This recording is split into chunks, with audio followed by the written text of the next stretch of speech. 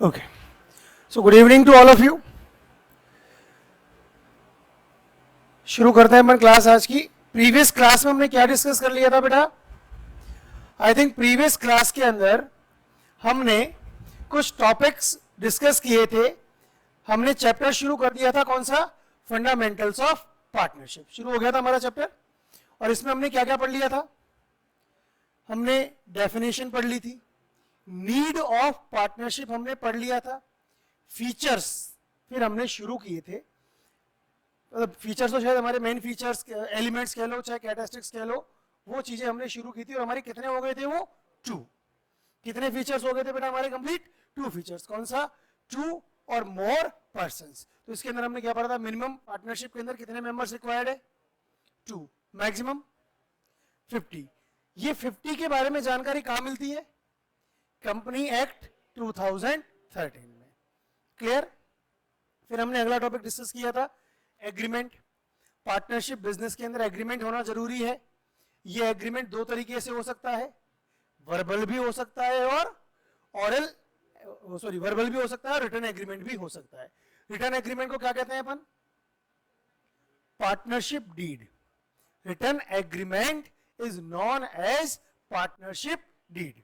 Return agreement को क्या कहा जाता है बेटा? पार्टनरशिप डीड उसी को कहा जाता है. इतनी चीजें हमने कल की क्लास में क्या कर ली थी? डिस्कस कर ली थी. Clear?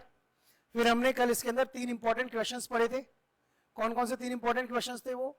Is it mandatory to have an agreement among the partners? Yes. Is it mandatory to have an written agreement among the partners? No. Written agreement होना जरूरी नहीं है. और तीसरा क्वेश्चन था, is it good to have an written agreement among the partners? Yes. क्यों है good? क्योंकि क्या होता है? डॉक्यूमेंट्री प्रूफ होता है और उससे आगे क्लैशेस से हम बच सकते हैं. आगे कोई परेशानी नहीं होती. आगे अगर जाकर कोई डिस्प्यूट होता है तो उस पार्टनर रिटर्न एग्रीमेंट के थ्रू, रिटर्न प्रूफ है वो, तो उसको हम शो कर सकते हैं. क्लियर? चलिए, और क्या फीचर्स हैं, क्या कैरेक्टरिस्टिक्स है, वो हम डिस्कस करते हैं.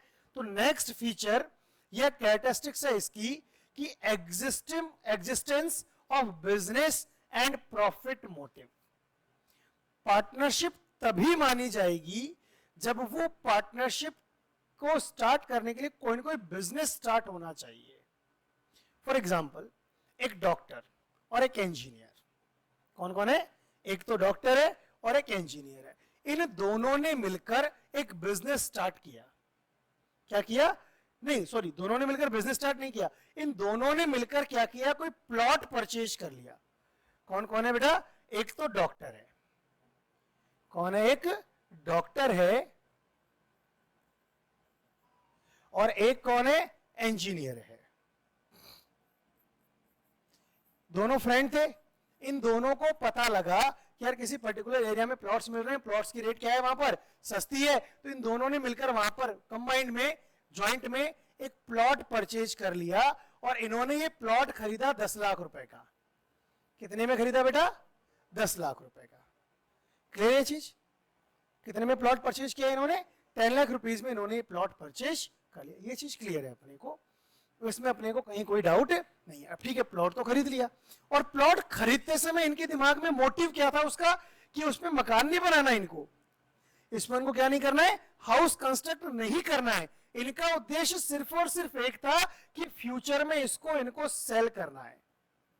क्या करना है इनको? फ्यूचर में इसको इनको सेल करना है. आगे जाकर इसको ये 15 लाख रुपए में सेल भी कर देते हैं. तो प्रॉफिट के 2,50,000 डॉक्टर ने ले लिए और प्रॉफिट के 2,50,000 इस इंजीनियर ने ले लिए.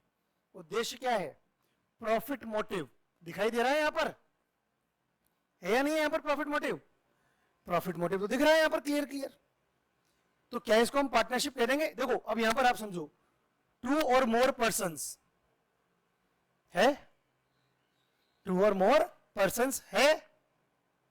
इन दोनों के बीच में एग्रीमेंट भी हुआ है. सब हम आगे जाकर इसको बेचेंगे ही. प्रॉफिट मोटिव भी है. आगे और देखा जाए यहां पर प्रॉफिट को शेयर भी किया है इन्होंने. प्रॉफिट को इन्होंने शेयर भी किया है.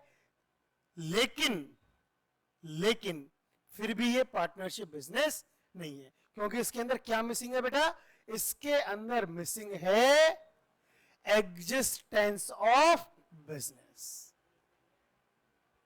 दोनों मिलकर बिजनेस थोड़ी कर रहे हैं, एक डॉक्टर एक इंजीनियर है, दोनों का मेन काम ये प्लॉट खरीदना बेचना नहीं है, ये तो उन्होंने इन्वेस्टमेंट था, इसलिए पार्टनरशिप में कंसीडर नहीं होगा। एक बिजनेस होना चाहिए, जिसके भी थ्रू आप बिजनेस अर्न मतलब जो भी पैसा मिल रहा है, जो भी कर रहे हो, वो एक प्रॉपर बिजनेस होना चाहिए। बिजनेस की सारी उसके अंदर एक्टिविटीज होनी चाहिए, बिजनेस की सारी उसके अंदर कैरेक्टरिस्टिक्स होनी चाहिए।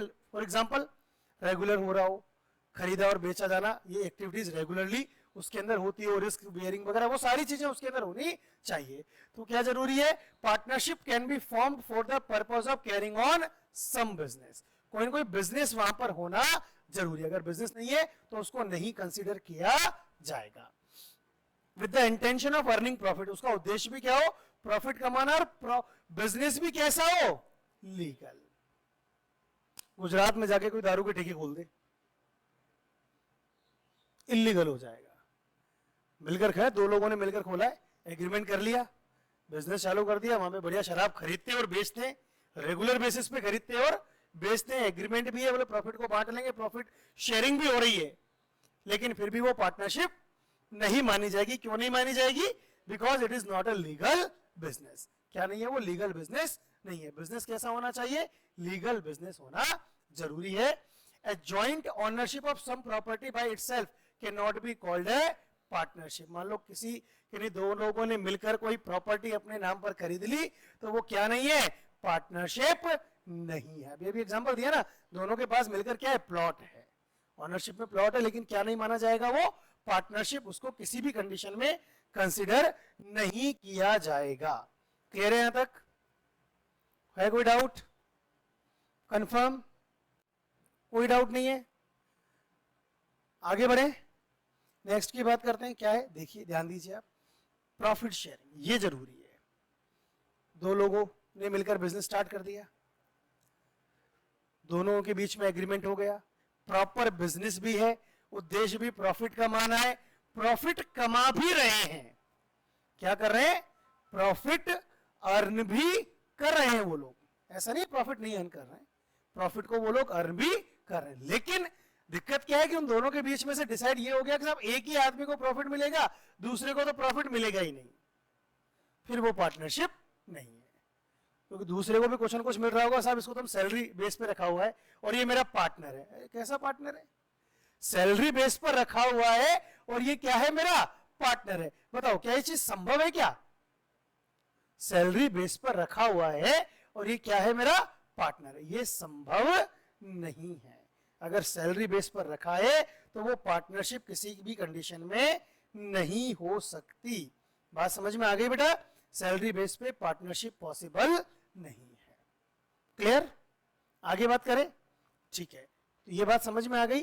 तो the agreement between the partners must be aimed at sharing the profits of the business. अब देखो इसके अंदर एक बहुत अच्छी बात है, कहीं नहीं लिखा है प्रॉफिट एंड लॉसेस, नहीं लिखा है यहां पर profit and losses. True false में क्वेश्चन आ गया, ट्रू फॉल्स में एक क्वेश्चन आ गया। क्या क्वेश्चन आ गया ट्रू फॉल्स में, कि sharing of profits and losses is mandatory in partnership business. ध्यान से सुनना, मैं ट्रू फॉल्स में क्वेश्चन बोल रहा हूं ना, ट्रू फॉल्स में क्या क्वेश्चन आया है बेटा, sharing of profits and losses is mandatory in partnership business, है ना। Sharing of profits is mandatory, sharing of losses is mandatory. मैंने 3 स्टेटमेंट लिख दिए बेटा, कौन कौन से ट्रू है, कौन कौन से फॉल्स है, केवल एक ट्रू है, बाकी दोनों फॉल्स है। प्रॉफिट्स को शेयर करना मैंडेटरी है, लॉसेस को शेयर करना मैंडेटरी नहीं है। बहुत सारी ऐसी सर्कमस्टांसेस हो सकती है जहां पर कोई पार्टनर लॉस होने की कंडीशन में भी लॉस बियर नहीं करे तो नहीं करे। हम पढ़ेंगे, हम इसी में पढ़ेंगे, गारंटी पढ़ेंगे हम। आगे एक लाइन होती है कि जो माइनर पार्टनर्स होते हैं, कैसे पार्टनर्स होते हैं? माइनर, वो सिर्फ प्रॉफिट में पार्टनर होते हैं, लॉस में वो पार्टनर नहीं होते हैं। कौन होते हैं बेटा? माइनर्स क्या होते हैं? केवल प्रॉफिट्स में पार्टनर होते हैं, लॉसेस में वो पार्टनर्स नहीं होते हैं। गारंटी वाला केस हो जाता है, किसी पार्टनर को आपने एडमिशन दे दिया, गारंटी दे दी कि तुझे इतना पैसा मिलेगा ही मिलेगा, हमारे साथ आ जाओ, आगे लॉस हो गया तो भाई भुगत, नहीं भुगतेगा वो, उसको उस केस में भी प्रॉफिट देना पड़ेगा। आगे बहुत सारी सिचुएशन पड़ेगी, इसलिए यहां पर केवल लाइन क्या लिखी है बेटा कि sharing of profits, sharing of profits and losses नहीं लिखा है ना। तो पार्टनरशिप बिजनेस के अंदर क्या मैंडेटरी है? प्रॉफिट्स को शेयर करना मैंडेटरी है, लॉसेस को शेयर करना मैंडेटरी नहीं है, ध्यान रखना। इसलिए मैंने यहां पर जो स्टेटमेंट्स लिखे हैं इनमें से कौन कौन से ट्रू है? Only this one is true, it is false and it is also false. Clear? बात याद रह जाएगी, समझ में आ जाएगी, कोई दिक्कत नहीं है। कोई कंफ्यूजन है किसी को आप पूछ सकते हैं, किसी को कोई कंफ्यूजन नहीं है? चलिए आगे बात करते हैं अपन। ये पॉइंट समझ में आ गया आपको? It is not mandatory, it is not necessary that all partners should share the losses also. कोई मैंडेटरी नहीं, सारे पार्टनर्स क्या करें? लॉसेस को भी शेयर करें। It may be agreed between the partners that one or more of them shall not be liable for losses. हो सकता है उनके बीच में एग्री हो जाए कि किसी एक या दो पार्टनर को हम लॉसेस से फ्री रखेंगे, केवल प्रॉफिट्स में उनको शेयर दिया जाएगा। क्लियर है? यहां तक पॉइंट समझ में आ गया? फोर्थ कैरेक्टरिस्टिक सबको समझ में आ गया? तो अब तक हमने कितनी कैरेक्टरिस्टिक्स कह लो, एलिमेंट्स कह लो, कितने हो गए? 4। पहला कौन सा था? 2 or more partners. Second, agreement. Third, establishment of existence of business and profit motive. Fourth, sharing of profits. इसको कभी भी प्रॉफिट्स एंड लॉसेस मत याद करना, है ना, गलत हो जाएगा वो। आगे देखते हैं अपन, अगला क्या है? Relationship of principal and agent. ये ध्यान रखना, इसका एक नाम और होता है जिसको कहते हैं हम म्यूचुअल एजेंसी। अब ये म्यूचुअल एजेंसी क्या होती है, क्या नहीं होती है, इसको थोड़ा सा हम डिटेल में समझते हैं ना बेटा। ध्यान से समझेंगे बात को कि म्यूचुअल एजेंसी है, जो पॉइंट हमने पढ़ रहे हैं इसका मतलब क्या है, बहुत अच्छे से समझना बेटा, ध्यान से समझना, है ना। सबसे पहले एक चीज पे ध्यान दो कि व्हाट इज एजेंट। एजेंट क्या होता है? बहुत सिंपल सी बात हमने पूछी है आपसे, व्हाट इज एजेंट। हम एक बात जानते हैं कि मान लो कोई एक पर्सन है, जैसे मान लो ए है, और ए के यहां पर इसका एक एम्प्लॉई है और उसका नाम है बेटा बी। तो ये बी को हमने क्या लिखा है? यहां पर एम्प्लॉय लिखा है, एजेंट नहीं लिखा है हमने। एम्प्लॉय, सर्वेंट और एजेंट, तो एम्प्लॉय और सर्वेंट तो एक जैसी बात आ गई, एजेंट अलग चीज हो गई। एम्प्लॉय और सर्वेंट कोई भी काम करते हैं उसके लिए वो खुद लायबल होते हैं, और वो वही काम करते हैं जो काम करने के लिए उनको कहा जाए, और वो सिर्फ और सिर्फ मालिक के लिए काम करते हैं। मतलब कि मालिक ने जो कह दिया वो उनको करना है, अपनी मर्जी से वो कुछ नहीं कर सकते। एजेंट कौन होता है? एजेंट का मतलब होता है एक वो व्यक्ति जो अपने ऑनर के बिहाफ पर कोई भी डिसीजन ले सकता है। एक ऑनर के बिहाफ पर कोई भी डिसीजन ले सकता है। कौन? एक एजेंट। क्या कर सकता है वो? अपने ऑनर, अपना प्रिंसिपल, जो भी उसका मालिक है, उसके बिहाफ पर कोई भी डिसीजन ले दिया, और एजेंट ने अगर कोई भी काम किया, एजेंट ने अगर कोई भी काम किया तो उसके लिए रिस्पॉन्सिबल कौन है? वो मालिक, वो ऑनर उसका रिस्पॉन्सिबल। फॉर एग्जाम्पल, हम LIC करवाते हैं, LIC का जो भी मालिक है कौन है? सरकार है। सरकार आती है हमारे घर पे, कौन आता है? एजेंट।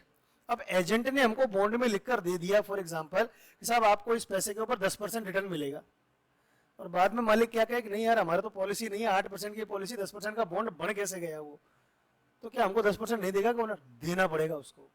LIC को अगर बॉन्ड के ऊपर 10% लिखा हुआ है तो 10% ही देना पड़ेगा। गलती किसकी है? एजेंट की, लेकिन उसके लिए रिस्पॉन्सिबल कौन होगा? ओनर होगा। तो एजेंट और ओनर के बीच का रिलेशन कुछ इस तरह का होता है, एजेंट और ओनर के बीच का रिलेशन कुछ इस तरह का होता है कि एनी वर्क या any task, anything done by the agent, the owner is responsible for the consequences of that work. Owner क्या होता है? रिस्पॉन्सिबल होता है उन सारे कामों के लिए। अब हमारा क्वेश्चन क्या है, हमारी पॉइंट क्या है, हमारी बात क्या है कि relationship of principal and agent, इसका मतलब है कि हर पार्टनर, इसका मतलब क्या है? इसका मतलब है कि every partner is owner. Owner तो है ही, उसमें कोई डाउट है क्या? ओनर तो है ही, एंड एजेंट एज वेल।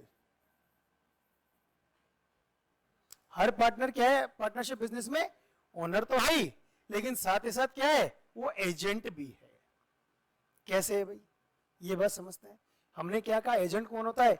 जिसके द्वारा किए गए कामों के लिए मालिक जिम्मेदार होता है। फॉर एग्जाम्पल ए, बी और सी तीन पार्टनर हैं किसी एक पार्टनरशिप फर्म में। कितने पार्टनर है? तीन पार्टनर है, ठीक है। अब ये किसके हैं? मान लो उस फर्म का नाम है राम लिमिटेड। क्या नाम है उस फर्म का? नाम राम लिमिटेड। फॉर एग्जांपल हमने ले लिया। अब राम लिमिटेड में पार्टनर कौन कौन है? ए, बी और सी। अब मान लो कोई एक पार्टी आई है, एक्सटर्नल पार्टी है डी, बाहर की पार्टी है, इनके साथ राम लिमिटेड को बिजनेस करना है। अब राम लिमिटेड को बिजनेस करना है किसके साथ? डी लिमिटेड के साथ।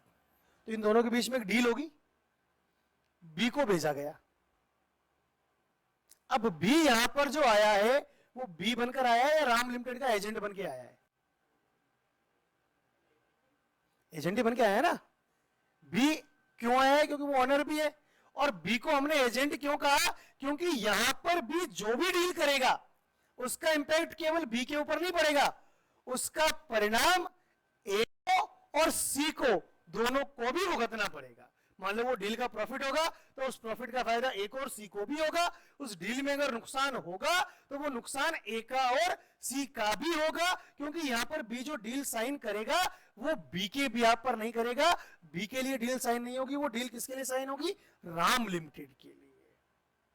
तो बी क्या हुआ यहां पर? ऑनर तो है, एजेंट भी हुआ कि नहीं हुआ? एजेंट कौन होता है? जिसके द्वारा किए गए कामों से बाकी के लोग भी, मतलब ऑनर्स क्या हो? इंपैक्टेड हो। तो ये ए और सी का ऑनर एजेंट भी हो गया, कह सकते हैं हम। बी क्या हो गया यहां पर? ए और सी के एजेंट की तरह हुआ। इस तरह से सारे पार्टनर्स एक दूसरे के एजेंट भी है और ऑनर तो पार्टनरशिप फर्म के है ही। सही बात क्लियर है? ये चीज समझ में आ गई सबको? ऑनलाइन जो बच्चे बैठे हैं, दिव्य, क्रेश, मिताशी, रोहित, स्पर्श, सबको क्लियर है बेटा यहां तक? चलिए, वेरी गुड। बात सबको समझ में आ गई यहां तक? ठीक है ना। तो सबके सब पार्टनर्स क्या है? इसी को कहते हैं म्यूचुअल एजेंसी। क्या कहते हैं इसी को अपन? म्यूचुअल एजेंसी इसी को कहा जाता है। क्यों है म्यूचुअल एजेंसी वाला relation? Because all the partners are binding to each other with the activities done by them. वापस सुनना मैंने लाइन क्या बोली? all the partners are binding to each other with the activities done by them. वो जो भी काम करते हैं उससे बाकी के सारे पार्टनर्स भी क्या होते हैं? बाइंड हो जाते हैं। क्लियर? पढ़ते हैं इसको, ध्यान देंगे आप। क्या लिखा है यहां पर? वही लिखा है, each partner is an agent as well as a partner of the firm. partner मतलब owner of the firm. An agent because, agent क्यों है? Because he binds the other partners by his acts. क्योंकि वो दूसरे partners को भी अपने साथ जोड़ लेता है। And a principal because he himself can be bound by the acts of the person. Owner मतलब मैं ऑनर हूं अगर किसी चीज का, मैं मेरी गाड़ी का ऑनर हूं, मेरी गाड़ी मैंने ठोकी तो उसके लिए मुझे नुकसान होगा ना, बाकी और को तो नहीं होगा। एजेंट कौन है? जिसको मैंने दे दी, वो चला रहा है, वो ठुक गया तो भी उसका नुकसान भी मुझे भुगतना पड़ेगा। तो ऑनर क्यों है? क्योंकि उसके द्वारा किए गए कामों से खुद को तो इंपैक्ट होगा ही होगा। एजेंट क्यों? क्योंकि बाकी और लोगों को भी ये इंपैक्टेड करता है, बाकी दूसरे पार्टनर्स भी उससे बाइंडेड होते हैं। कोई डाउट है यहां तक? अगर कोई भी डाउट है किसी को किसी भी तरह का, आप मेरे से पूछ सकते हैं। हमने टोटल 5 इसके कैरेक्टरिस्टिक्स, एलिमेंट्स या मेन फीचर्स हमने क्या कर लिए, इसके कंप्लीट कर लिए हैं। कंफर्म? कोई डाउट नहीं है किसी को? तो फिर मैं अगले उसकी तरफ बढ़ूं। देखिए नेक्स्ट क्या है, चलिए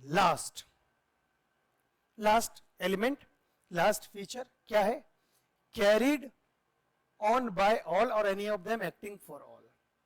याद करो अब, एक्टिव पार्टनर्स, स्लीपिंग पार्टनर्स, सिर्फ दो ही कैटेगरी में जाते हैं हम। स्लीपिंग पार्टनर कौन होता है? पैसा भी लगाता है, प्रॉफिट भी शेयर करता है, लेकिन डे टू डे एक्टिविटीज में पार्टिसिपेट हो सकता है ना पार्टनरशिप में। तो हो सकता है मान लो 5 पार्टनर है, 5 में से 4 स्लीपिंग पार्टनर है और एक एक्टिव पार्टनर है।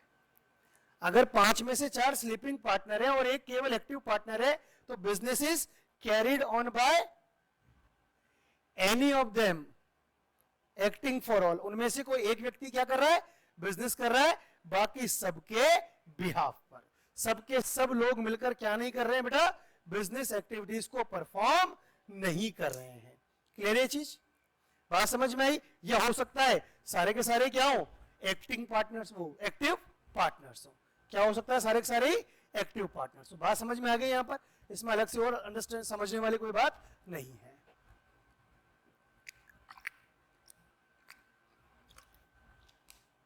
चलिए ये चीज क्लियर है बेटा?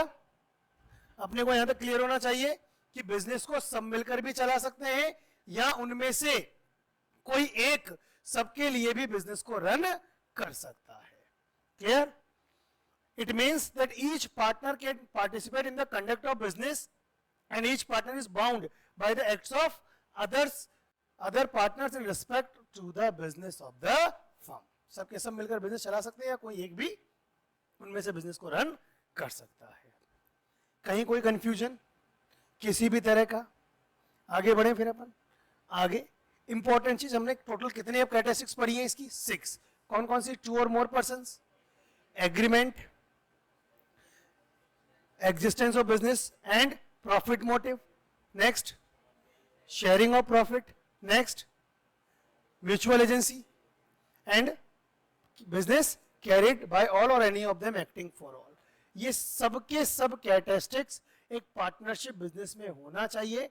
अगर इनमें से कोई भी एक भी कैरेक्टरिस्टिक्स मिसिंग है तो वो पार्टनरशिप नहीं मानी जाएगी। Partnership can not come into existence in the absence of any one of the above mentioned essential features. कोई सा भी अगर एक भी मिसिंग है तो उसको क्या नहीं माना जाएगा? पार्टनरशिप बिजनेस नहीं माना जाएगा। क्लियर है यहां तक? कोई डाउट है किसी को भी? कंफर्म? आगे बात करते हैं अपन। सारे फीचर्स हो गए। चलिए अगले टॉपिक की तरफ हम बढ़ते हैं। हमारा अगला टॉपिक है बेटा राइट्स ऑफ ए पार्टनर। एक पार्टनर्स के पास अधिकार क्या क्या होते हैं? पहली बात तो क्या पार्टनर्स के पास कोई राइट्स होते भी हैं या नहीं होते? समझने वाली बात है। अच्छा, इस टॉपिक को शुरू करने से पहले कल के नोट्स सबने कॉपी कर लिए? हाँ भव्या, पायल, क्यों?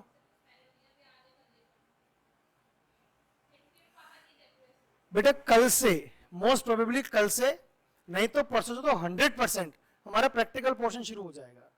और कल से वो पोर्शन भी शुरू हो जाएगा कि यहां बैठ के नोट्स लिखने हैं। अब यहां बैठ के नोट्स लिखोगे, पिछला नहीं होगा तो फिर वो कितने पेज छोड़े, वो दिक्कत रहेगी हमारे सामने। हाँ लिख लिए? क्यों? पता नहीं था, कल मैंने कहा है क्लास में, मिला नहीं तो बेटा मेरे से भव्या ने पूछा है, मैंने इसको बाकायदा मतलब पूरी स्क्रीनशॉट के थ्रू समझाया है इसको। आप मेरे से पूछते मैं आपको भी भेज देता हूँ स्क्रीनशॉट। एक ही बार बनानी पड़ी, अब तो वो फॉरवर्ड ही करनी है, किसी और से पूछ लेता। और बड़ा इजी है उसके अंदर, ठीक है। कई बार इजी चीजें कॉम्प्लिकेटेड हो जाती है, वो पूछो, उसमें क्या दिक्कत है? इच्छा होनी चाहिए। इच्छा होती ना तो हम पूछ लेते, इच्छा नहीं होती तो हम नहीं पूछते। हाँ आज कर लूंगा, ये आज कभी खत्म होगा? आज ही हो जाएगा। बेटा मैं नाम नहीं ले रहा हूं किसी का, उसका रीजन इतना समझोगे सब रिकॉर्डेड वीडियोस हैं, है ना। फिर तुम्हारा कोई और साथी देखेगा बाद में रिवीजन के टाइम पर, अरे यार इसको डांट पड़ी थी उस दिन, है ना। तो नाम नहीं लेना चाहता मैं किसी का भी, ठीक है ना। हाँ हो रहा है, ऑनलाइन वाले बच्चों ने कर लिया है रिकॉर्ड, सारे बच्चे रिकॉर्ड नोट्स बनाते जाएं साथ के साथ, ठीक है ना। चलिए अब देखते हैं हम, चलिए शुरू करते हैं हमारा अगला topic, rights of A partner. ये टॉपिक जो मान लो कि 50-50 इंपॉर्टेंट है, 50% इंपॉर्टेंट की तरह मान लो। इसमें से स्ट्रेट फॉरवर्ड एक क्वेश्चन बन जाता है कई बार 2 मार्क्स में या 4 मार्क्स में, कि state the rights of A partner. आपको यहां पर लिखे हमने बहुत सारे हैं, 1 2 3 4 5 6 7 8 और 9 राइट्स हमने लिखे हैं, है ना। याद आपको अधिकतम 5 रखने हैं, स्पष्ट हम कह रहे हैं आपको अधिकतम 5 याद रखने हैं, पर याद एक बार पूरे करने की कोशिश करना, तो 5 तो याद रह ही जाएंगे, है ना। एग्जाम में क्वेश्चन 2 मार्क्स या 4 मार्क्स में आएगा, इससे बड़ा इसका क्वेश्चन आता नहीं है ना। बड़े क्वेश्चंस में ये नहीं आता है, लेकिन ये जरूरी है, हमें एक तो नॉलेज के हिसाब से पता होना चाहिए और एग्जाम के हिसाब से भी इंपॉर्टेंट हो जाता है। क्या लिखा है, every partner has the right to share profits और losses with other partners in agreed ratio. अब यहां से क्या बन जाता है, क्वेश्चन में थोड़ा सा ट्रू फॉल्स में चेंज कर सकता है वो। क्या लिखा है, अग्रीड रेशियो, ट्रू हो जाएगा, सही लाइन है। लाइन का मतलब सबको समझ में आ गया होगा, हर पार्टनर्स के पास ये राइट है कि वो प्रॉफिट या लॉस में शेयर ले सकता है, उसको कोई डिनाई नहीं कर सकता। समझना बात को, जैसे कोई पार्टनर है कि नहीं मुझे प्रॉफिट में शेयर चाहिए, नहीं तुझे तो प्रॉफिट में शेयर नहीं मिलेगा और तुझे पार्टनर भी रहना पड़ेगा, ऐसा नहीं कर सकते ना। कोई पार्टनर कहे कि नहीं मुझे लॉसेस में भी शेयर चाहिए, कि नहीं मिलेगा, आप मना नहीं कर सकते। लॉसेस के लिए वो मना करे कि नहीं मैं लॉसेस में शेयर नहीं करूंगा, तो वो एग्रीमेंट अलग चीज है, कंपलसरी नहीं है, लेकिन वो कह रहा है कि नहीं मुझे चाहिए, तो आप उसको डिनाई नहीं कर सकते, नहीं मिलेगा। अदर पार्टनर्स मिलकर ऐसा नहीं कर सकते। जैसे 6 पार्टनर हैं, 5 मना कर रहे हैं और केवल एक कह रहा है कि नहीं मुझे चाहिए, तो उसको देना पड़ेगा। यह मेजॉरिटी वाला काम नहीं चलता है, मेजॉरिटी विंस वाला काम यहां पर नहीं है। सारे के सारे पार्टनर्स की कंसेंट उसके अंदर होना जरूरी है। लेकिन अब इसमें चेंज क्या करता है वो मैं बता देता हूं आपको। इस लाइन की जगह क्या लिख दे, इन द इक्वल रेशियो, ये चेंज कर देगा। और इक्वल लिखते ही क्या हो जाएगा, ये फॉल्स हो जाएगा, क्योंकि उसके पास ये अधिकार नहीं कि वो बराबर ही शेयर मिले। प्रॉफिट में शेयर लेने का अधिकार है, लेकिन ये राइट नहीं है कि नहीं बराबर ही मिले। क्लेम नहीं कर सकता है कि नहीं मैं तो जैसे तय 3:2 में हो गया, 3:2 प्रॉफिट शेयरिंग रेशियो, आगे वो जाकर क्या करे, क्लेम कर देते वो इक्वल होना चाहिए, इक्वल नहीं है मेरे पास, इक्वल की कोई तय नहीं होता है। कहीं भी पार्टनरशिप में लिखा हुआ नहीं कि इक्वली शेयर डिवाइड करो। शेयर डिवाइड करना जरूरी है, आप किसी को डिनाई नहीं कर सकते, चाहे कितना भी दो, दैट्स अ डिफरेंट थिंग। कितना देना है ये आपसी कंसेंट का मामला है, लेकिन आप डिनाई नहीं कर सकते, हम देंगे ही नहीं, चाहे उसको 1% का ही पार्टनर हो वो, लेकिन परसेंटेज तो उसको देना पड़ेगा, ठीक है ना। तो इक्वल लिखते ही क्या हो जाएगा, ये गलत हो जाएगा। इक्वल है ना, every partner has the right to share profit और losses with the other partners in equal ratio, नहीं इन अग्रीड रेशियो, ठीक है। क्लियर, बात समझ में आ गई बेटा। हाँ मैंने कहा था मैंडेटरी नहीं है, देखो समझना, मैंडेटरी होना और राइट होना अलग अलग चीजें हैं। मैंडेटरी होना और राइट्स होना अलग अलग चीजें। आपका ये मैंडेटरी नहीं कि आप यहां पढ़ो, समझना बात को, लेकिन अगर आप यहां पढ़ रहे हो और आपने फीस जमा करा दी तो आपका अधिकार है कि हम आपको पढ़ाएं। मैंडेटरी नहीं था ना, लेकिन ठीक है आपको मिल रहा है, आप पढ़ रहे हो, तो फिर आपका वो राइट बन गया। तो राइट होना अलग चीज है, आप पार्टनर्स हो, पार्टनर में ठीक है प्रॉफिट्स में शेयर लेना तो उसका राइट है, मैंडेटरी भी है, लेकिन लॉसेस के लिए डिनाई नहीं कर सकते। क्या नहीं कर सकते पार्टनर्स, डिनाई नहीं कर सकते, ठीक है ना। डिनाई किसी भी चीज के लिए आप नहीं कर सकते, उसका अधिकार है, उसको दिया जाना चाहिए। वो खुद कह रहा है कि नहीं मुझे नहीं चाहिए, तो वो अलग चीज है, बाकी सब भी मना कर रहे हैं, एग्रीमेंट हो गया तो एक अलग चीज है। लॉसेस के लिए, प्रॉफिट्स के लिए तो ऐसा एग्रीमेंट भी नहीं कर सकते, इसको प्रॉफिट नहीं दिया जाएगा, लॉसेस में आप जरूर उसको बाहर रख सकते हो। क्लियर? अगला राइट है उसके पास, has the right to take part in the conduct of the business. ये भी देखो, ऐसे तो हमने इसके लिए मना किया था कि जरूरी नहीं सारे सारे पार्टनर्स मिलकर काम कर रहे हो। 5 पार्टनर बन गए, 1 2 3 4 5, चारों ने मिलकर डिसाइड किया कि हम 4 ही बिजनेस चलाएंगे, इसको बाहर रखेंगे। ये स्लीपिंग पार्टनर रहेगा, ये चारों एक्टिव पार्टनर्स रहेंगे। वो कह रहा है कि नहीं मुझे भी एक्टिव बनना है, तुम चारों मना कर रहे हो, नहीं तो स्लीपिंग ही रहेगा। ऐसा नहीं, उसके पास अधिकार है। तुम चारों भी मना कर रहे हो, वो भी कह रहा है ठीक है मैं स्लीपिंग तो मैं घर जाके सो जाता हूं, दैट्स अ डिफरेंट थिंग। वो एग्रीमेंट हो गया, ठीक है। लेकिन वो क्या चाहता है, I want to take participate, I want to become an active partner, then you all four cannot deny for it because he has the right to take part in the activities of the business. He has the right. समझ रहे हो बात को? तो उसके rights को आप नहीं, उसके पास ये अधिकार है। ऐसा नहीं जानबूझ के उसको बाहर बिठा दिया, ठीक है अब ये बाहर जाएगा तो हमारा मौज आ जाएगी, क्या दिक्कत है, ऐसा नहीं कर सकते। Clear? Next, every partner has the right to be consulted in the matters related to partnership business. To be consulted, समझना बात को।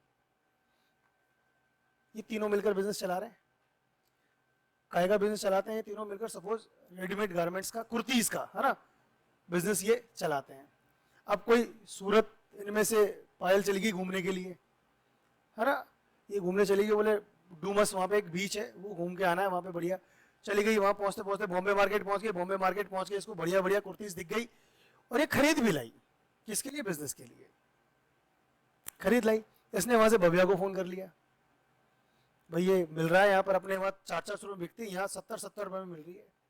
हाँ मिलता है बेटा, होता है ऐसा, मैं भी लाया हूँ अभी, है ना, बहुत सारी लाया हूँ, है ना, बिजनेस के लिए। तो 70 रुपये में इसको, अब इन्होंने दोनों ने मिलकर डिसीजन ले लिया, ये खरीद लाई। डिसीजन अच्छा है, डिसीजन अच्छा है, लेकिन खुशी इसके लिए डिनाई कर सकती है। इसने कहा सब कुछ ठीक है, but why you didn't ask to me, मुझसे पूछा क्यों नहीं। इसके पास ये राइट है कि अगर इससे बिना पूछे कोई भी पार्टनरशिप बिजनेस में काम हुआ है, अब उसके पास एक ही समाधान बचता है कि इसको हाथ पैर जोड़े, समझाए, मना कि भैया 70 की लाएं, 400-500 रुपए में बिकेगी, क्यों लॉस कर रही है, इससे तो अर्गी नहीं, मेरे से बिना पूछे काम हुआ, ये डील कैंसिल होगी।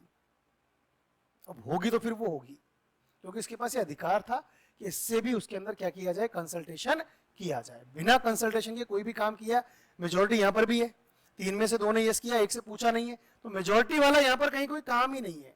पार्टनरशिप के अंदर मेजोरिटी वाला कोई मैटर ही नहीं है। यहाँ 100 पार्टनर हो, 99 डिसीजन ले लिया, 1 से नहीं पूछा, तो वो एक भी क्या कर सकता है, उस डील को कैंसिल कर सकता है। ये ध्यान रहे, ठीक है ना बेटा। ये बात को विशेष रूप से ध्यान से समझें आप कि कंसल्टेशन हर पार्टनर से होना जरूरी है। क्लियर है? यहां तक बात समझ में आई? हर पार्टनर के पास ये राइट है। चलिए आगे बात करते हैं। अगला क्या है? Every partner has the right to inspect and have a copy of books of accounts. अब देखो, जैसे मान लो ये पांचों मिलकर बिजनेस कर रहे हैं, तो पांचों के पास तो अकाउंट्स का काम नहीं कर रहे होंगे, या तो इनमें से कोई एक अकाउंटेंट होगा, उसको जिम्मेदारी देगी भाई तुम अकाउंट्स का काम करो। तो इनमें से हर पार्टनर के पास ये अधिकार है कि वो किसी भी डेट को उन अकाउंट्स को चेक कर सकते हैं, मना नहीं कर सकते उससे। एक ने कहा कि यार आज मुझे कैश बुक दिखाओ, बोले नहीं दिखाएंगे। 5 पार्टनर है, एक ने कहा मुझे आज कैश बुक देखनी है, 4 मना कर रहे हैं नहीं दिखाएंगे, नहीं कर सकते आप। इवन वो उस दिन चाहे तो उस कैश बुक की जेरोक्स भी अपने पास ले सकता है, ये भी मैंडेटरी, ये भी उसके पास अधिकार है। उसको डाउट हो जाए कि भाई कुछ होने वाला है, डाउट नहीं भी हो तो भी वो ले सकता है। हर पार्टनर्स के पास ये राइट है कि वो किसी भी डेट को अपनी अकाउंटिंग बुक्स को चेक कर सकता है और उनकी एक जेरोक्स अपने पास रख सकता है, उनकी कॉपी अपने पास ले सकता है। क्लियर? कोई डाउट है बेटा यहां तक? आगे देखिए, every partner has a right to disallow the admission of a new partner. तीनों मिलकर बिजनेस कर रहे हैं, मैंने कहा यार मुझे भी पार्टनर बना लो आपके बिजनेस में। भव्या एग्री हो गई, खुशी एग्री हो गई, पायल को तो बोले नहीं, ये पार्टनर नहीं बनेंगे। ये दोनों रेडी है ना, मेजॉरिटी विंस नहीं, मेजॉरिटी विंस वाला यहां पर क्या नहीं है बेटा, काम ही नहीं है। एक पार्टनर ने भी मना कर दिया अगर, तो वो उस पार्टनर को एडमिट नहीं किया जाएगा, डिसअलाउ किया जा सकता है। क्लियर है बात? 100 पार्टनर, अब तो 50 की लिमिट है, 50 पार्टनर है, 49 हाँ कर रहे हैं कि इसको एक पार्टनर बना लो, और एक ने मना कर दिया नहीं बनेगा, तो वो पार्टनर नहीं बनेगा। बन सकता है क्या? चलो 50 के 50 हाँ कर दे तो बन सकता है क्या? वे गधे हो तुम, अगर बन सकता है तो मैक्सिमम लिमिट ही 50 है और 50 ऑलरेडी है, तो 51 कैसे हो जाएंगे? सब हाँ कर रहे हैं, फिर तो बन सकता है? नहीं बन सकता भाई, 50 के केस में तो नहीं बन सकता, ठीक है ना? वो 50 की पार्टनरशिप और कैंसिल हो जाएगी, ठीक है ना? नहीं बन सकता। चलिए आगे देखते हैं हम अगला। Every partner is the joint owner of the partnership property. उस बिजनेस के नाम पर जो भी प्रॉपर्टीज है उन सब, उस हर प्रॉपर्टी के ऊपर हर पार्टनर का अधिकार होता है। ध्यान रखना, यहां भी वही कंफ्यूजन होगा। इज द जॉइंट ओनर लिखा है, इक्वल ओनर नहीं लिखा है। बराबर हिस्सा नहीं है सबका, सबका हिस्सा है, दैट्स ओके, लेकिन सबका हर प्रॉपर्टी के ऊपर बराबर हिस्सा हो ऐसा कहीं भी नहीं लिखा है, क्योंकि ये जो ओनरशिप होती है ये उनके प्रॉफिट शेयरिंग रेशियो में ही होती है, ठीक है ना? जिसने जितना पैसा लगाया उतना ही तो उसको ओनरशिप मिलेगा। आगे देखते हैं। देखो अब एक चीज भी अच्छी चीज है, वैसे ये आगे भी आएगी, मैं अभी यहां भी समझाता हूं इस चीज को ना, ध्यान से समझना इस चीज को। देखो जैसे मान लो एक पर्सन है,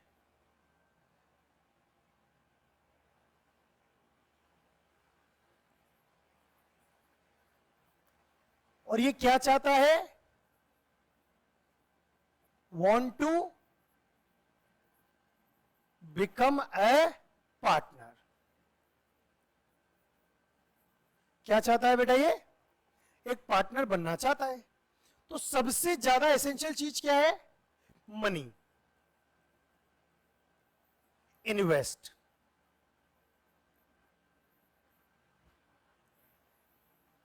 और ये मनी क्या कहलाएगी? उसकी कैपिटल। क्लियर? ये तो अपने को सबको पता है, ओनर है, ओनर बनने के लिए उसको क्या करना पड़ेगा? कुछ ना कुछ पैसा इन्वेस्ट करना ही पड़ेगा। उसने वो पैसा सपोज इन्वेस्ट कर दिया, पार्टनरशिप चल रही है, 1 साल हो गया, 2 साल हो गया, 3 पार्टनर थे ना, ए बी और सी। ए बी और सी, इन तीनों ने मिलकर कैपिटल इंट्रोड्यूस की हुई है। ए ने 1 लाख, बी ने 2 लाख और सी ने 3 लाख। टोटल 6 लाख रुपए कैपिटल है फर्म के पास। फर्म की टोटल कैपिटल कितनी हो गई बेटा? 6 लाख। एक सर्टेन टाइम के बाद firm need funds after a certain time. क्या कह रहे हैं बेटा अपन? ओके, कि आफ्टर, देखो वापस से बता देते हैं इसको। यहां तक क्या हमने पढ़ा है यहां पर कि ए बी और सी 3 पार्टनर है। कौन कौन पार्टनर है बेटा? ए बी और सी 3 पार्टनर है, और तीनों ने मिलकर कोई पार्टनरशिप बिजनेस चला रखा है, और तीनों ने कुछ पैसा इन्वेस्ट किया हुआ है। 1 लाख, 2 लाख, 3 लाख। ए ने 1 लाख, बी ने 2 लाख और सी ने 3 लाख। क्लियर? टोटल फर्म के पास कितना पैसा है? 6 lakh. After a certain time firm needs more fund. क्या चाहिए बेटा फर्म को? और भी पैसा चाहिए। तो फर्म नीड फंड। अब इस फंड का अरेंजमेंट करने के लिए फर्म क्या कर रही है बेटा? प्लानिंग कर रही है। क्या कर रही है बेटा? फर्म प्लानिंग कर रही है। किस चीज की? To take bank loan. Bank से लोन लेने की प्लानिंग कर रही है। कौन कर रहा है ये प्लानिंग? बोलो बेटा। फर्म। क्या प्लानिंग कर रही है फर्म? कि हम बैंक से लोन ले लेते हैं। क्लियर है चीज? बहुत बढ़िया बात है। अच्छा भाई, बैंक से लोन लेने की प्लानिंग तो हो रही है, कहीं कोई दिक्कत नहीं है, बहुत बढ़िया बात समझ में आ रही है अपने को। अब ये बैंक से जो लोन लिया जाएगा, इस पर मान लो इंटरेस्ट लग रहा है 8% पर एनम। कितना इंटरेस्ट लग रहा है बेटा? 8% पर एनम का इसके ऊपर इंटरेस्ट लग रहा है, ठीक है। बी ने कहा कि बैंक के पास क्यों जाते हो, बैंक भी पैसा ही देगी ना, मेरे पास एक्सेस फंड रखा है, ये लोन मैं दे देता हूं। बी गिवन ए लोन, वो पैसा बी ने दे दिया, तो बी यहां पर ऑनर भी है और बी यहां पर लैंडर भी है। बी जो क्या है यहां पर, ये जो बी ने, मान लो सपोज ये पैसा 4 लाख रुपए है बैंक से, मतलब फर्दर नीड 4 लाख रुपए की थी, तो ये 4 लाख रुपए जो बी ने दिए वो बी की कैपिटल नहीं है, ये बी का लोन है। बी पार्टनर तो है ही, पार्टनर के रूप में बी की कैपिटल 2 लाख रुपए, लेकिन ये 4 लाख रुपए क्या है, बी क्या लोन है। अगर ऐसा कोई लोन किसी पार्टनर ने फर्म को दिया हुआ है तो उस पार्टनर के पास ये राइट है कि प्रॉफिट में शेयर तो उसको मिलेगा ही मिलेगा, उससे पहले उसको इस लोन पर ब्याज भी मिलना चाहिए। जो लोन अगर किसी पार्टनर ने दिया हुआ है तो उस लोन के ऊपर उसको इंटरेस्ट रिसीव करने का राइट है। क्या है उसके पास, उसके ऊपर इंटरेस्ट रिसीव करने का राइट है। क्लियर। अब वो इंटरेस्ट कितना मिलेगा, इसकी रेट क्वेश्चन में गिवन होती है। अगर क्वेश्चन में रेट गिवन नहीं है तो याद रखना बेटा, ये रेट रहती है हमेशा 6% पर एनम। क्या रहती है, 6% पर एनम। अगर कुछ भी गिवन नहीं है तो ये इंटरेस्ट की रेट क्या रहेगी भाई, 6% per annum. If a partner has given loan to the firm, he has a right to receive interest at agreed rate if the rate of interest is not agreed. मतलब interest rate के ऊपर कोई तय पाई नहीं हुई तो फिर partnership deed के प्रोविजंस काम करते हैं, और वो प्रोविजंस क्या कहते हैं, at the rate of 6% per annum. Clear. कोई डाउट है किसी को, कंफर्म। ध्यान से सोच समझ के जवाब देना, कोई भी अगर किसी को डाउट है बताइए, नहीं है तो फिर हम आगे बढ़े, ठीक है। ध्यान दीजिए अगला पॉइंट क्या है, देखो समझो यहां पर क्या दिया हुआ है हमें।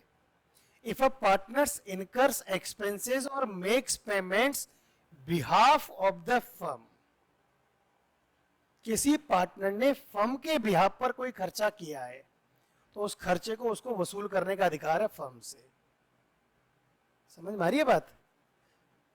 जैसे अभी हमने एग्जांपल दिया था, ये सूरत गई, सूरत से जाके कपड़े वपड़े ले आई, इसको वहां जाके डिसाइड कर लिया इसने, अब तीनों से बात भी होगी, तीनों ने एग्री भी कर दिया। अब थोड़ी ना ये फर्म से डिसाइड करके गई थी, यहाँ से वहां जाके इसको लगा डील अच्छी लगी तो उसने कर लिया। अब उसका पैसा किसने खर्च किया, इसने पर्सनल अकाउंट से खर्च किया होगा ना, क्योंकि वहां थोड़ी ना बिजनेस अकाउंट से पेमेंट किया होगा। अब वो ठीक है, इन दोनों को तो मौज आ गई, फर्म के पास आ गया, पर्सनल अकाउंट से गया पैसा नहीं। अगर इसने फर्म के लिए पर्सनल अकाउंट से पैसा खर्च किया है तो वो पैसा आकर वो फर्म से इंडेमनीफाइड, इंडेमनीफाइड मतलब क्षतिपूर्ति करना, या इसको रीएम्बर्समेंट भी हम कह सकते हैं, उसको रीएम्बर्स करने का उसके पास अधिकार है। मना नहीं कर सकते हो, क्यों किया तू जाने तेरा काम है, नहीं, फर्म से उसको वो पैसा लेने का अधिकार है। क्लियर। और पढ़ते हैं अपन।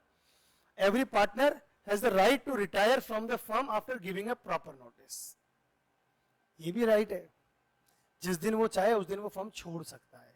ऐसा भी नहीं कि आज कह दिया मैं कल से नहीं आऊंगा और नहीं आ रहा, नहीं, एक प्रॉपर नोटिस दिया जाए। नोटिस पीरियड होता है हमेशा एक सर्व करने का, महीने 2 महीने जो भी डिसाइड होता है उनके बीच में, उसके बाद वो फर्म से हट सकता है। तो उसको कोई जबरदस्ती भी नहीं, नहीं तेरे को रहना ही पड़ेगा पार्टनर, तो वो पार्टनरशिप छोड़ नहीं सकता, नहीं, वो जब चाहे जब पार्टनरशिप को छोड़ भी सकता है, छोड़ने का भी उसके पास राइट है। क्लियर है यहां तक। तो ये हमने टोटल कितने राइट्स देखे यहाँ पर, 9 राइट्स। कौन कौन से, पहला प्रॉफिट और लॉस में अग्रीड रेशो में उसके पास पार्टिसिपेट करने का राइट है। दूसरा, बिजनेस की एक्टिविटीज में पार्टिसिपेट करने का उसके पास क्या है, राइट है। तीसरा, हर मैटर में उससे कंसल्ट किया जाए, इसका उसके पास राइट है। नेक्स्ट, उसके पास ये राइट है कि वो अकाउंटिंग बुक्स को कभी भी चेक कर सकता है, उनकी कॉपी भी कभी भी अपने पास रख सकता है। उसके पास ये राइट है वो किसी भी नए पार्टनर के एडमिशन के लिए डिसअलाउ कर सकता है। उसके पास ये राइट है कि वो जितनी भी पार्टनरशिप फर्म के पास प्रॉपर्टी है उसका वो ऑनरशिप उसके पास होती है। उसके पास ये राइट है कि उसने अगर फर्म को लोन दिया हुआ है, कैपिटल नहीं, लोन अगर उसने दिया हुआ है तो उसके ऊपर उसको इंटरेस्ट मिलेगा एक अग्रीड रेट से। रेट अग्रीड नहीं है तो वो 6% से उसको इंटरेस्ट मिलेगा ही मिलेगा। अगर उसने फर्म के ब्याह पर कोई खर्चे किए हैं या कोई पेमेंट किया तो उसको रियम्बर्स करने का राइट है। और नेक्स्ट उसके पास फर्म से कभी भी रिटायर होने के राइट्स है। ये थे पार्टनर के rights in the partnership firm. Any doubts to anyone? किसी को भी बेटा यहां तक कोई डाउट है?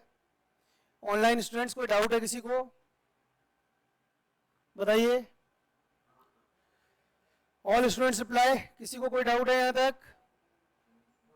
वेरी गुड, आगे बढ़ते हैं अपन। नेक्स्ट पॉइंट क्या है, ध्यान दीजिए। अगला टॉपिक हम देखते हैं, पार्टनरशिप डीड। क्या होती है पार्टनरशिप डीड? एक रिटर्न, अभी अभी हमने पढ़ा पार्टनरशिप डीड मतलब रिटर्न एग्रीमेंट। तो देखो पार्टनरशिप डीड को अगर याद करना है, क्योंकि ये भी मोस्ट इंपॉर्टेंट है ना, वीवीआईपी की तरह ट्रीट करो इसको। किसकी तरह ट्रीट करो बेटा इसको? वीवीआईपी की तरह। वेरी वेरी इंपॉर्टेंट, एग्जाम में पूछा जाता है निश्चित रूप से, व्हाट इज पार्टनरशिप डीड। और कहीं ना कहीं तो पूछा ही जाएगा, first term, second term, half yearly, yearly. अब चिंता तो वैसे बोर्ड की होती है, लेकिन चिंता सारी रखनी चाहिए, बोर्ड में भी कई बार पूछा जाता है, कैसे भी पूछ ले, है ना, पेपर में कहीं भी पूछ ले पूछा जाएगा आपसे पार्टनरशिप डीड क्या होता है। अब है ना, पार्टनरशिप डीड होता क्या है, इसको याद रखने का बड़ा अच्छा तरीका है बेटा। क्या अच्छा तरीका है वो देखते हैं हम। क्या याद करनी है अपने को? पार्टनरशिप डीड क्या होता है?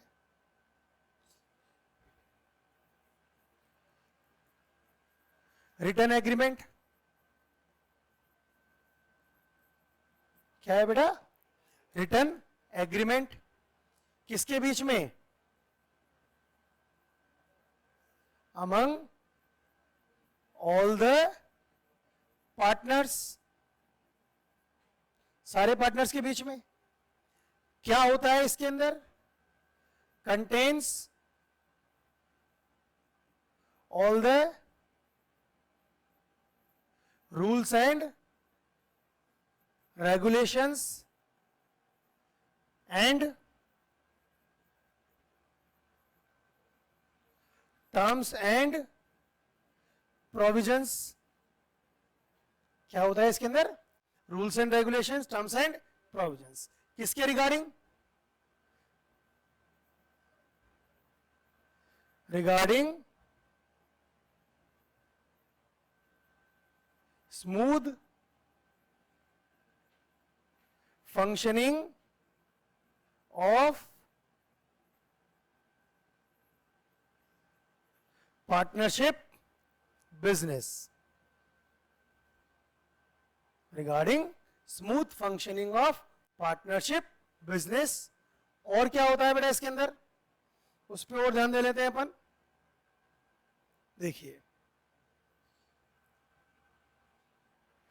Regarding smooth functioning of partnership business, और लास्ट में duly signed by all the partners. बताओ क्या दिक्कत है?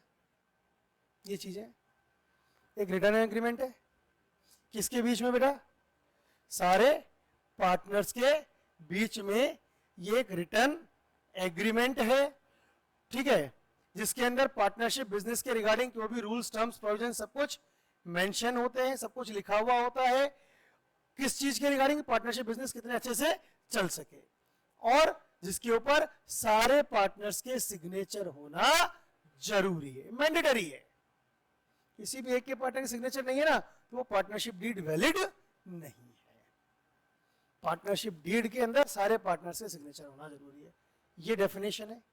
इस डेफिनेशन को हम साइड में लिख देंगे, partnership deed is a written agreement among all the partners which contains all the rules and regulations and terms and conditions regarding smooth functioning of partnership business and which is duly signed by all the partners। Paragraph में लिख दो उसको, टुकड़ों में याद करो, paragraph में लिख दो। 5 पॉइंट ही तो है, 5 ही है ना, 5 पॉइंट्स में हमने कंप्लीट किया इसको हम कंप्लीट कर सकते हैं। कोई दिक्कत है यहां तक? कंफर्म? देखिए आगे वही हमने लिखा होगा मेरे ख्याल से। it is essential that there must be some terms and conditions agreed upon by all the partners. Agreement तो जरूरी था, अब एग्रीमेंट रिटर्न हो ऐसा कोई जरूरी था नहीं, लेकिन होना जरूरी था. Such terms and conditions may be either oral or written. The law does not make it compulsory. Law क्या नहीं करता है, इसको कंपल्सरी नहीं करता है to have a written agreement. Written agreement होना कंपल्सरी नहीं है, लेकिन however in order to avoid all misunderstandings and disputes, देखो रीजन था ना हमारा why it is mandatory, why it is good to have a written agreement, उसका answer आ गया ये. However, in order to avoid all misunderstandings and disputes, it is always the best course have a written agreement duly signed and registered under the act. मिल गया answer? देखो हर चीज का answer आपको notes के अंदर मिल जाएगा, ठीक है ना. Such a written document which contains the terms of agreement is called partnership deed. It is also called articles of partnership. ये इंपॉर्टेंट है, ध्यान रखना. कई बार क्वेश्चन घुमा के पूछ लेता है कि पार्टनरशिप डीड की जगह क्या पूछ ले, define the articles of partnership. तो आपको लाइन क्या लिखनी है, articles of partnership is known as partnership deed. उसके बाद फिर पार्टनरशिप डीड लिख दो, बात काम खत्म अपना. हमने बता दिया कि आर्टिकल्स ऑफ पार्टनरशिप क्या है, पार्टनरशिप डीड ही है. अब हम पार्टनरशिप डीड को एक्सप्लेन कर रहे हैं तो ऑटोमेटिकली क्या एक्सप्लेन कर रहे हो, आर्टिकल्स ऑफ पार्टनरशिप को ही एक्सप्लेन कर रहे हो. कोई दिक्कत है बेटा इसमें? कंफर्म बात समझ में आ गई सबको? आगे देख लेते हैं अपन. अच्छा, partnership deed should contain the following points. ये हम नेक्स्ट क्लास में डिस्कस करेंगे, ठीक है. आज के लिए इतना ही है. मैं आपसे बार बार कह रहा हूं बेटा, रेगुलरिटी आज सबके सब टाइम पे आए थे, बहुत अच्छी बात है, सबको चीजें समझ में भी आई होंगी. पहली बात तो हम थोड़ा सा ये देखते हैं कि आज की क्लास में हमने पढ़ा क्या क्या. पहले तो हमने एसेंशियल एलिमेंट्स कंप्लीट किए, एसेंशियल फीचर्स, कैरेक्टरिस्टिक्स या एलिमेंट्स हमने सारे के सारे कंप्लीट कर लिए. टोटल कितने थे? 6. कौन कौन से थे? 2 और मोर पर्संस, एग्रीमेंट, क्या था third? Existence of business and profit motive. Next sharing of profits, profit and loss नहीं है ना, शेयरिंग ऑफ प्रॉफिट्स. फिर mutual agency. Next business is carried by all और any of them acting for all. फिर हमने देखा कि अगर इनमें से कोई एक भी मिसिंग है तो वो पार्टनरशिप नहीं कहलाएगा. क्लियर है यहां तक भी बात? इसके बाद हमने क्या देखा था, हमने पढ़े थे उसके बाद राइट्स ऑफ ए पार्टनर्स. क्या पढ़े थे हमने? पार्टनर्स के राइट्स पढ़े थे. फिर हमने क्या पढ़ा था? उसके बाद हमने पढ़ी पार्टनरशिप डीड की डेफिनेशन. 3 ही चीजें पढ़ी है, पूरा 1 घंटा हमारा यहाँ पर कंप्लीट हो गया है. चीजें हम डिटेल में पढ़ रहे हैं, सारी चीजें पढ़ रहे हैं, ठीक नहीं है. कोई किसी को डाउट है तो आप मेरे से पूछ सकते हैं, कोई डाउट नहीं है. चलिए देन, थैंक यू क्लास.